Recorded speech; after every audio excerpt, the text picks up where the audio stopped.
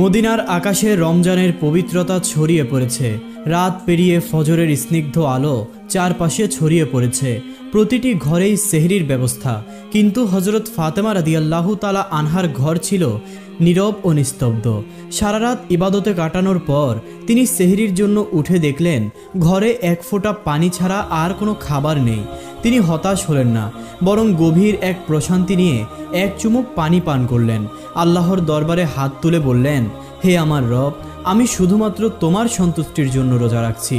অভাব দাও বা দান করো, সবই তোমার রহমত। ঠিক সেই মুহূর্তে মসজিদে নববী থেকে ফজরের আজানের সুমধুর ধ্বনি ভেসে এলো, যেন পুরো মদিনাকে ইবাদতের জন্য আহ্বান জানানো হচ্ছে। নামাজ শেষ হওয়ার পর সূর্যের আলো মৃদু উজ্জ্বলতা ছড়াতে লাগলো। শহরের জীবনযাত্রা ধীরে ধীরে সচল হয়ে উঠল।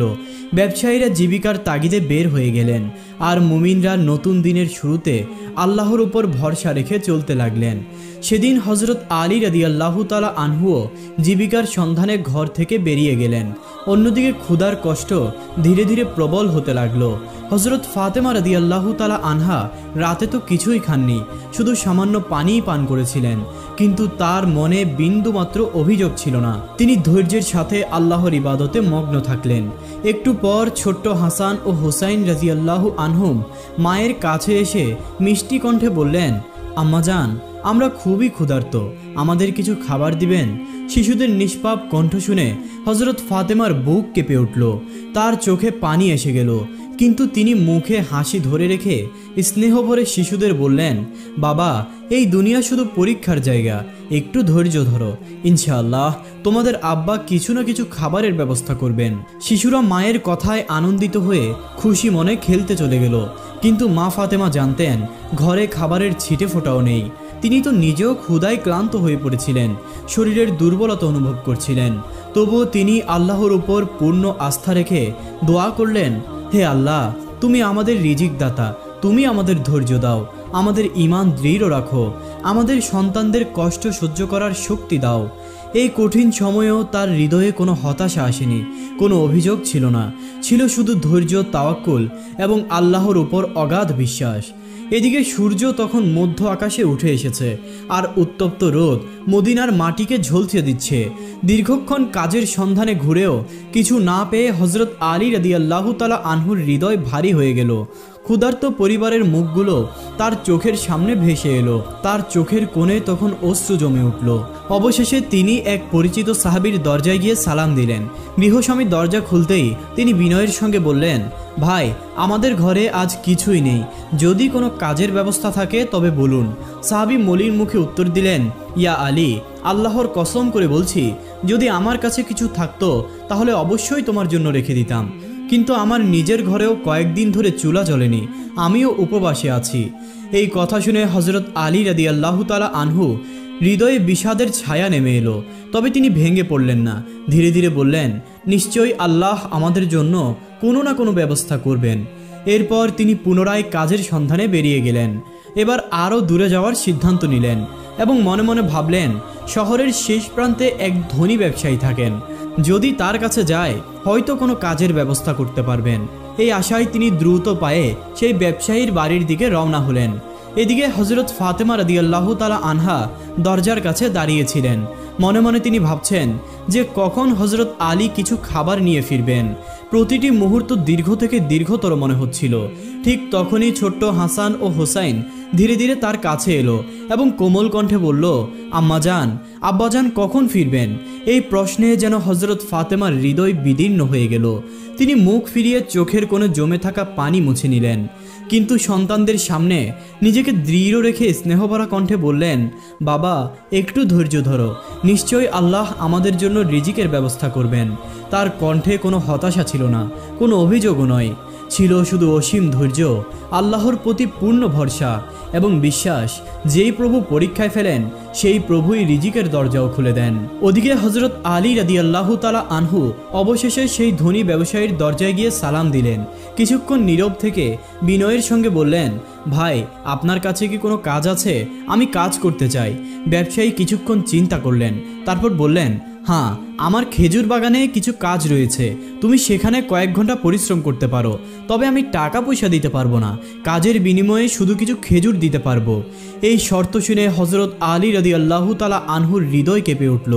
ক্ষুধার্ত স্ত্রী এবং সন্তানদের মুখগুলো চোখের সামনে ভেসে উঠল। এই মুহূর্তে সামান্য কয়েকটি খেজুরও ছিল তাদের জন্য অমূল্য সম্পদ। তাই এক মুহূর্ত দেরি না করে তিনি রাজি হয়ে গেলেন। এরপর তিনি এই শর্তে রাজি হয়ে খেজুর বাগানে প্রবেশ করলেন এবং কঠোর পরিশ্রম করলেন। সূর্য তখন মধ্য আকাশে, তপ্ত বাতাস শরীরকে জ্বালিয়ে দিচ্ছে, তবুও তিনি বিরামহীনভাবে কাজ করতে লাগলেন। একা একাই সমস্ত কাজ সম্পন্ন করলেন। ঘণ্টাখানেক পর ক্লান্ত শরীর নিয়ে তিনি ব্যবসায়ীর কাছে ফিরে এলেন। শান্ত স্বরে বললেন, আপনার দেওয়া সমস্ত কাজ আমি শেষ করেছি, এখন আমার পরিশ্রমের বিনিময় দিন। ব্যবসায়ী তখন একটি থলেতে কিছু তাজা খেজুর তুলে দিলেন। খেজুর হাতে পেয়েই হজরত আলী রাদিয়াল্লাহু তাআলা আনহুর হৃদয় প্রশান্তিতে ভরে উঠল। মনে হচ্ছিল যেন তিনি এক অমূল্য সম্পদ পেয়ে গেছেন। তিনি আকাশের দিকে তাকিয়ে গভীর কৃতজ্ঞতায় দোয়া করলেন, হে আল্লাহ, একমাত্র তুমিই আমাদের রিজিক দাতা। তুমি যদি পরীক্ষা নাও আমরা ধৈর্য ধরব, কিন্তু আমাদের ঈমানকে দৃঢ় রাখো। তারপর এক মুহূর্ত দেরি না করে তিনি দ্রুত বাড়ির দিকে রওনা দিলেন। প্রতিটি পদক্ষেপে একটাই চিন্তা, এই খেজুরগুলো পেয়ে ফাতেমা কত খুশি হবে, হাসান ও হোসাইন অবশেষে কিছু খেতে পারবে। সূর্য তখন পশ্চিম দিগন্তে হেলে পড়েছে আর মদিনার আকাশ লালচে আভা ধারণ করেছে। চারদিকে ইফতারের প্রস্তুতি চলছে। ক্লান্ত শরীরে হজরত আলী রাদিয়াল্লাহু তাআলা আনহু অবশেষে ঘরে প্রবেশ করলেন। ঠিক তখনই দূর থেকে মসজিদে নববীর সুমধুর আজানের ধ্বনি ভেসে এলো, যেন পুরো মদিনাকে ইবাদতের জন্য আমন্ত্রণ জানানো হচ্ছে।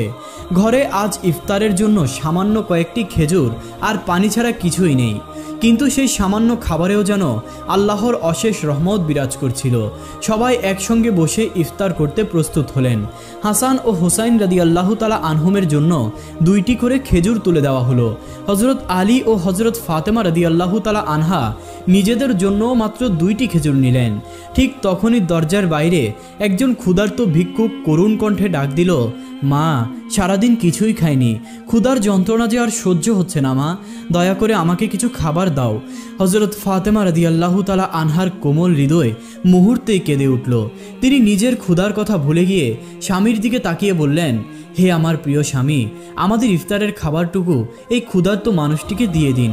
হজরত আলী রাদিয়াল্লাহু তাআলা আনহু কিছুক্ষণ স্তব্ধ হয়ে থাকলেন, তারপর ধীরে ধীরে বলে উঠলেন, তাহলে তুমি কি খেয়ে ইফতার করবে? ফাতেমা রাদিয়াল্লাহু তাআলা আনহা তখন হাসি মুখে বললেন, আমি শুধু 1 গ্লাস পানি পান করে ইফতার করব। এই কথায় হজরত আলী রাদিয়াল্লাহু তাআলা আনহুর হৃদয় অভিভূত হয়ে উঠল। তিনি আর কিছুই বললেন না, শুধু নিজের ইফতারের খাবারটুকু ভিক্ষুককে হাতে তুলে দিলেন। তারপর চোখ বন্ধ করে হাত তুলে দোয়া করলেন, হে আল্লাহ, হে আমাদের রব, তুমি আমাদের এই ত্যাগ কবুল করো, তুমি আমাদের অন্তরকে আরও উদার করো, আমাদের রিজিক বাড়িয়ে দাও এবং আমাদের ঈমানকে দৃঢ় করো। পরের দিন রোজা রাখার জন্য হজরত ফাতেমা রাদিয়াল্লাহু তাআলা আনহা শুধু পানি পান করলেন। অতঃপর সকালবেলা হজরত আলী রাদিয়াল্লাহু তাআলা আনহু কিছু আটা সংগ্রহ করে এনেছিলেন। সেই আটা দিয়ে হজরত ফাতেমা রাদিয়াল্লাহু তাআলা আনহা কয়েকটি রুটি তৈরি করলেন। এটাই ছিল তাদের ইফতারের একমাত্র আহার। ক্ষুধা ও অভাবের মাঝেও তাদের ঘরে ছিল আত্মত্যাগের সৌন্দর্য, ছিল আল্লাহর প্রতি অবিচল আস্থা। সন্ধ্যার সময় ঘনিয়ে এলো। ছোট্ট হাসান ও হোসাইন রাদিয়াল্লাহু তাআলা আনহুম তাদের বাবার সাথে বসে অপেক্ষা করছিলেন। ইফতারের জন্য সবার হাতে 2টি করে রুটি তুলে দেওয়া হলো। ঠিক তখনই দরজার বাহিরে থেকে এক করুণ কণ্ঠ শোনা গেল, ইয়া আহলুল বাইত, আমি 3 দিন ধরে অনাহারে রয়েছি। শুনেছি তোমরা আল্লাহর পথে দানশীল, তোমাদের কাছে যদি কিছু খাবার থাকে তবে কি আমাকে তা দান করবে? আমি আর সহ্য করতে পারছি না। এই ডাকে হজরত ফাতেমা রাদিয়াল্লাহু তাআলা আনহার হৃদয় কেঁপে উঠল। তিনি স্বামীর দিকে তাকিয়ে বললেন, হে আমার প্রিয় স্বামী, আমাদের এই সামান্য খাবারটুকু ওই ক্ষুধার্ত মানুষটির জন্য দিয়ে দিন। হজরত আলী রাদিয়াল্লাহু তাআলা আনহু বিস্মিত হয়ে জিজ্ঞেস করলেন, তাহলে তুমি কি খাবে? ফাতেমা রাদিয়াল্লাহু তাআলা আনহার কণ্ঠ ছিল স্থির, কিন্তু চোখে ছিল আল্লাহর প্রতি পরম আস্থা। তিনি বললেন, যে ব্যক্তি ক্ষুধার্ত তার কষ্ট তো আমার কষ্টের চেয়েও বেশি। আমরা কি দুনিয়ার সুখের জন্য সৃষ্টি হয়েছি? আমাদের একমাত্র লক্ষ্য তো আল্লাহর সন্তুষ্টি অর্জন করা। এই কথা শুনে হজরত আলী রাদিয়াল্লাহু তাআলা আনহু স্তব্ধ হয়ে গেলেন। তিনি মনে মনে বললেন, ফাতেমা, তুমি জানো কি তুমি কেমন এক মহাপরীক্ষার মধ্যে আছো, নিজে না খেয়ে অপরকে খাওয়াচ্ছ। নিশ্চয় আল্লাহ তাআলা তোমার এই দান কবুল করবেন। তারপর এক মুহূর্ত দেরি না করে তিনি সেই ভিক্ষুকের হাতে রুটিগুলো তুলে দিলেন। ঘরে রইল শুধু এক গ্লাস পানি, আর অন্তরে রইল এক অফুরন্ত প্রশান্তি, আল্লাহর জন্য ত্যাগ করার প্রশান্তি। সেই রাতেই ফেরেশতারা এই দৃশ্য দেখে বিস্মিত হলেন। হযরত জিবরাইল আলাইহিস সালাম রাসূল সাল্লাল্লাহু আলাইহি ওয়াসাল্লাম এর কাছে এসে বললেন, ইয়া রাসূলুল্লাহ, আপনার আহলে বায়তদের জন্য জান্নাতে বিশেষ নিয়ামত রাখা হয়েছে, কারণ তারা নিজেদের চেয়ে বেশি অন্যকে অগ্রাধিকার দিয়েছে, নিজেরা ক্ষুধার্ত থেকেও ত্যাগ করেছে। আল্লাহ তাআলা তাদের জন্য অপার রহমতের দরজা খুলে দিয়েছেন। আর তখনই আল্লাহর পক্ষ থেকে নাজিল হলো কুরআনের সেই অমর আয়াত, তারা নিজেদের চাইতে অপরকে অগ্রাধিকার দেয়, যদিও তারা নিজেরা অভাবগ্রস্ত। সূরা আল হাশর আয়াত নম্বর 9। অতঃপর 7 আসমানের ওপারে আল্লাহ রাব্বুল আলামিন হযরত জিবরাইল আলাইহিস সালামকে ডেকে বললেন, হে জিবরাইল, আমার প্রিয় হাবিবের কন্যা ফাতেমা আজও ক্ষুধার্ত রয়েছে, কিন্তু কোনো অভিযোগ করেনি, বরং নিজের খাবারটুকুও ক্ষুধার্তের হাতে তুলে দিয়েছে। তার পরিবারের কেউই ইফতার করেনি, অথচ তারা ধৈর্যের সর্বোচ্চ উদাহরণ স্থাপন করেছে। অতএব তুমি যাও, জান্নাতের সুগন্ধি খাবার তাদের ঘরে পৌঁছে দাও। আল্লাহর হুকুম পাওয়ার পরপরই হযরত জিবরাইল আলাইহিস সালাম জান্নাত থেকে সুগন্ধি রুটি, খেজুর, মধু ও বিশুদ্ধ পানীয় নিয়ে পৃথিবীর পথে রওনা হলেন।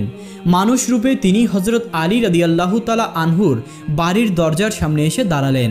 এদিকে ঘরের ভেতর হযরত ফাতেমা রাদিয়াল্লাহু তাআলা আনহা শুধুমাত্র পানি পান করে ইফতার করে আল্লাহর ধ্যানে মগ্ন ছিলেন। এমন সময় দরজার বাহিরে থেকে এক সুমধুর কণ্ঠ ভেসে এলো, হে আহলুল বাইত, তোমাদের জন্য দয়ার সাগর আল্লাহ রাব্বুল আলামিন জান্নাত থেকে রিজিক পাঠিয়েছেন। এই অচেনা কণ্ঠ শুনে হযরত আলী রাদিয়াল্লাহু তাআলা আনহু চমকে উঠলেন। তিনি দরজায় গিয়ে দেখলেন এক অপরিচিত সুপুরুষ এক হাতে একটি পাত্র ধরে দাঁড়িয়ে আছেন। পাত্র থেকে সুগন্ধি ছড়িয়ে পড়েছে, যেন কোনো স্বর্গীয় খাবার। হযরত আলী রাদিয়াল্লাহু তাআলা আনহু জিজ্ঞেস করলেন, আপনি কে? লোকটি মৃদু হাসলেন এবং বললেন, আমি আল্লাহর প্রেরিত এক দাস। তোমরা যেভাবে ক্ষুধার কষ্ট সহ্য করে অন্যের মুখে খাবার তুলে দিয়েছ, আল্লাহ তোমাদের জন্য জান্নাত থেকে রিজিক পাঠিয়ে দিয়েছেন, তোমরা এটি গ্রহণ করো। এই কথা শোনা মাত্রই হযরত আলী রাদিয়াল্লাহু তাআলা আনহু এর অন্তর কেঁপে উঠল, চোখ দুটি আনন্দ ও বিস্ময়ে ভরে উঠল। তিনি তৎক্ষণাৎ খাবারগুলো নিয়ে ঘরের ভেতর প্রবেশ করলেন এবং উত্তেজিত কণ্ঠে বললেন, হে ফাতেমা, দেখো দেখো দেখো, আমাদের রব কত মহান, তিনি আমাদের জন্য জান্নাত থেকে রিজিক পাঠিয়ে দিয়েছেন। হযরত ফাতেমা রাদিয়াল্লাহু তাআলা আনহা ধীরে ধীরে এগিয়ে এসে খাবারগুলোর দিকে তাকালেন। সুগন্ধে পুরো ঘর ভরে গেছে। তিনি বিস্ময়ে হতবাক হয়ে গেলেন, চোখে আনন্দের অশ্রু চিকচিক করছিল। মনে মনে বললেন, হে আল্লাহ, তুমি কতই না মহান, তোমার নেয়ামতের শেষ নেই। এ সময়ের মধ্যে ছোট্ট হাসান ও হোসাইন রাদিয়াল্লাহু তাআলা আনহুমা ঘরের মধ্যে এসে দেখতে পেলেন সামনে সুস্বাদু খাবার সাজানো আছে। তারা কচি কচি কণ্ঠে বললেন, আম্মা, এই খাবারগুলো কি আমাদের জন্য? আর এগুলো কোথা থেকে এলো? হযরত ফাতেমা রাদিয়াল্লাহু তাআলা আনহা স্নেহ ভরে উত্তর দিলেন, বাবারা, এই খাবারগুলো আমাদের জন্য আল্লাহ তাআলা জান্নাত থেকে পাঠিয়েছেন।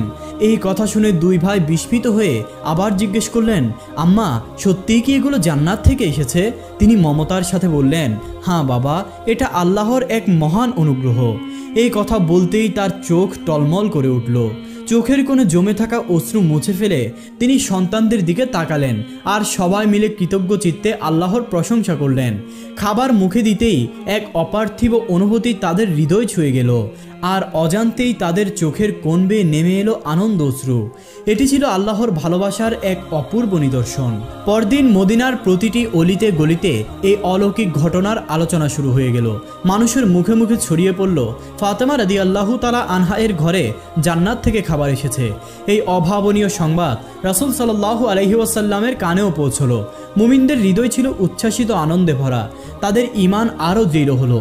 কিন্তু অন্যদিকে কিছু মুনাফিকদের মনে সন্দেহ দানা বাঁধতে শুরু করলো।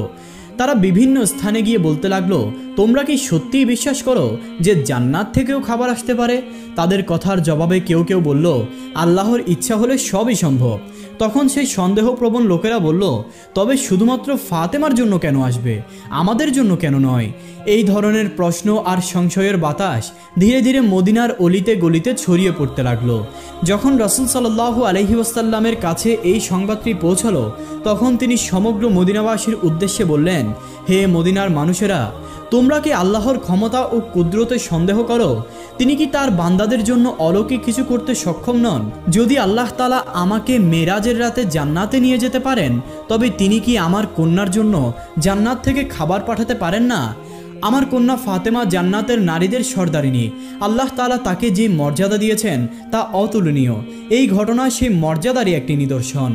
এরপর রাসূল সাল্লাল্লাহু আলাইহি ওয়াসাল্লাম সূরা আত-তালাকের একটি আয়াত তেলাওয়াত করলেন, যার অর্থ হলো, যে ব্যক্তি তাকওয়ার পথে চলে আল্লাহ তাকে এমনভাবে রিজিক দান করেন যা সে কল্পনাও করতে পারে না। এই কথা শোনার পর পুরো মদিনায় নীরবতা নেমে এলো। মুমিনদের হৃদয় ঈমানের শক্তিতে পূর্ণ হয়ে উঠল আর সাহাবীরা আরও দৃঢ় বিশ্বাস অর্জন করলেন। কিন্তু অন্যদিকে মুনাফিক ও কাফেরদের অন্তরে জ্বালা ধরে গেল। তারা ক্রুদ্ধ হয়ে নিজেদের অনুসারীদের ডেকে বলল, তোমরা কি দেখছো মুহাম্মদের কন্যা এমন এক সম্মান পেয়েছে যা আর কেউ পায়নি? যদি এই কাহিনী আরও বেশি প্রচার হতে থাকে তাহলে মানুষের ঈমান আরও শক্তিশালী হয়ে উঠবে আর আমাদের ষড়যন্ত্র ব্যর্থ হয়ে যাবে। তখন তাদের এক অনুসারী জিজ্ঞেস করলো, তাহলে আমরা কি করতে পারি? উত্তরে এক শয়তানপ্রবণ ব্যক্তি বলল, তোমরা মানুষের মনে সন্দেহ ঢুকিয়ে দাও এবং প্রচার করো যে এটি কেবল একটি গল্প মাত্র। তোমরা বলবে, হয়তো ফাতেমা কোনো স্বপ্ন দেখেছেন, আর মুহাম্মদ সাল্লাল্লাহু আলাইহি ওয়াসাল্লাম তো শুধু তার কন্যার মর্যাদা বাড়ানোর জন্য এসব কথা বলছেন। আমরা তো কখনো জান্নাতের খাবার দেখিনি, তাই এটা সত্য হতে পারে না। পরদিন থেকে মুনাফিক ও কাফেরদের দল নেমে পড়ল মদিনার অলিতে গলিতে, বাড়ি বাড়ি গিয়ে তাদের ষড়যন্ত্র বাস্তবায়ন করতে। তারা মানুষের মনে সংশয় ঢোকানোর জন্য বলল, শুনুন ভাইরা, আপনাদেরকে বোকা বানানো হচ্ছে, এই ঘটনা সত্য নয়, এটি নিছকই একটি বানানো গল্প। তারা চতুরতার সাথে সাধারণ মানুষের মধ্যে সন্দেহ ছড়ানোর চেষ্টা করতে লাগলো। তবে তারা যখন একদল সাহাবীর সামনে গিয়ে একই কথা বলল, তখন সাহাবীরা নির্ভরতার সঙ্গে উত্তর দিলেন, যিনি আমাদের জন্য কোরআন অবতীর্ণ করেছেন তিনি কি জান্নাত থেকে খাবার পাঠাতে অক্ষম? নিশ্চয়ই তিনি সর্বশক্তিমান। আর মুহাম্মদ সাল্লাল্লাহু আলাইহি ওয়াসাল্লাম তো আল্লাহর প্রিয় রাসূল, তিনি কখনোই মিথ্যা বলেন না। সাহাবীদের এই সুদৃঢ় বিশ্বাসের সামনে মুনাফিক ও কাফেররা অসহায় হয়ে পড়ল। তাদের ষড়যন্ত্র ধীরে ধীরে ব্যর্থ হতে শুরু করলো, কিন্তু তবুও তারা এই দ্বন্দ্বকে আরও ছড়িয়ে দেওয়ার চেষ্টা করতে লাগলো, যেন সাধারণ মানুষ বিভ্রান্ত হয়ে পড়ে। এই ঘটনার পরের দিন রাতে হযরত ফাতেমা রাদিয়াল্লাহু তাআলা আনহা ধীর ধীর পায়ে নিজের কক্ষে প্রবেশ করলেন। সারা রাত আল্লাহর ইবাদতে মশগুল রইলেন এবং বিনীতভাবে অশ্রু ঝরালেন। তিনি আল্লাহর দরবারে হাত তুলে মিনতি করলেন, হে আল্লাহ, তুমি আমাকে এমন সম্মান দান করেছ যার আমি কোনোভাবেই যোগ্য নয়। তুমি জান্নাতের খাবার দিয়ে বুঝিয়ে দিয়েছ যে দুনিয়ার সম্পদ কোনো কিছুরই মাপকাঠি নয়। তোমার সন্তুষ্টি সবচেয়ে বড় বিষয়। আমি তো তোমারই বান্দি। আমার সন্তানদের তুমি হেফাজত করো, আমার স্বামীকে বরকতময় করো, আর আমার পিতাকে জান্নাতের সর্বোচ্চ মর্যাদায় আসীন করো। পরদিন সকালেই মদিনায় এক নতুন আলোড়ন সৃষ্টি হলো। মানুষ এই অলৌকিক ঘটনার আলোচনা করতে লাগলো। হযরত আবু বকর ও ওমর রাদিয়াল্লাহু তাআলা আনহুম এই খবর শুনে আর দেরি না করে নবীজি সাল্লাল্লাহু আলাইহি ওয়াসাল্লামের কাছে ছুটে এলেন এবং বললেন, ইয়া রাসূলুল্লাহ, এই ঘটনা আমাদের জন্য এক মহা নিদর্শন। এটি আমাদের ঈমানকে আরও দৃঢ় করেছে। তখন হযরত ওমর রাদিয়াল্লাহু তাআলা আনহু কৌতূহলী হয়ে জিজ্ঞেস করলেন, আমরা কি সেই খাবারের কোনো অংশ দেখতে পারি? রাসূল সাল্লাল্লাহু আলাইহি ওয়াসাল্লাম তখন মৃদু হেসে বললেন, হে ওমর, এটি এমন একটি নিয়ামত যা আল্লাহ তাআলা যার জন্য নির্ধারণ করেন শুধু সেই তা লাভ করে। কিন্তু জেনে রাখো, এটি শুধুই খাবারের বিষয় নয়, এর মাঝে রয়েছে এক মহান শিক্ষা। এই কথাগুলো শুনে সাহাবীদের হৃদয় প্রশান্তিতে ভরে উঠল আর তাদের ঈমান আরও দৃঢ় হলো। অতঃপর রাসূল সাল্লাল্লাহু আলাইহি ওয়াসাল্লাম তার প্রিয় কন্যা হযরত ফাতেমা রাদিয়াল্লাহু তাআলা আনহার বাড়িতে এলেন। স্নেহ ভরে বললেন, হে আমার প্রাণপ্রিয় কন্যা, তুমি তো জান্নাতের সকল নারীদের নেত্রী, আর এই খাবার তোমার মর্যাদার প্রতীক।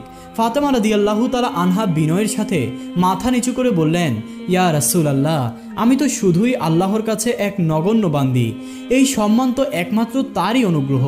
রাসূল সাল্লাল্লাহু আলাইহি ওয়াসাল্লাম তখন মমতার সাথে বললেন, হ্যাঁ, কিন্তু আল্লাহ রব্বুল আলামিন শুধুমাত্র তার প্রিয় বান্দাদেরকেই এমন অনুগ্রহ দান করেন। তুমি ধৈর্য ধারণ করেছ, তাকওয়ার পথে থেকেছ, তাই আজ আল্লাহ তাআলা তোমাকে জান্নাতি খাবারের মাধ্যমে সম্মানিত করেছেন। চারপাশে তখন এক প্রশান্তিময় পরিবেশ তৈরি হলো। রাসূল সাল্লাল্লাহু আলাইহি ওয়াসাল্লাম তখন হযরত আলী রাদিয়াল্লাহু তাআলা আনহু, হাসান ও হোসাইন রাদিয়াল্লাহু তাআলা আনহুমের দিকে তাকিয়ে বললেন, আমি সাক্ষ্য দিচ্ছি তোমার হৃদয়ে যে গভীর ঈমান রয়েছে তা আমাদের সকলের জন্যই এক উত্তম আদর্শ। ফাতেমা রাদিয়াল্লাহু তাআলা আনহা আবেগে চোখের পানি মুছতে মুছতে মৃদু হেসে বললেন, ইনশাআল্লাহ আমরা সবাই একদিন জান্নাতে এই নেয়ামতের স্বাদ ভোগ করব। এই কথা শুনে রাসূল সাল্লাল্লাহু আলাইহি ওয়াসাল্লাম দুই হাত তুলে দোয়া করলেন, হে আল্লাহ, তুমি আমার ফাতেমাকে, আমার আলীকে, আমার হাসান ও হোসাইনকে এবং আমার সকল উম্মাহকে জান্নাতের সর্বোচ্চ নিয়ামত দান করো। প্রিয় দর্শক, আমরা সকলেই যেন হযরত ফাতেমা রাদিয়াল্লাহু তাআলা আনহার মতো দয়ালু, দানশীল ও উত্তম চরিত্রের অধিকারী হতে পারি এবং রাসূলুল্লাহ সাল্লাল্লাহু আলাইহি ওয়াসাল্লাম এর মতো মহান চরিত্র এবং নৈতিকতা নিজেদের জীবনে ধারণ করতে পারি। আল্লাহ রাব্বুল আলামিন আমাদের সকলকে সেই তৌফিক দান করুন। আমিন।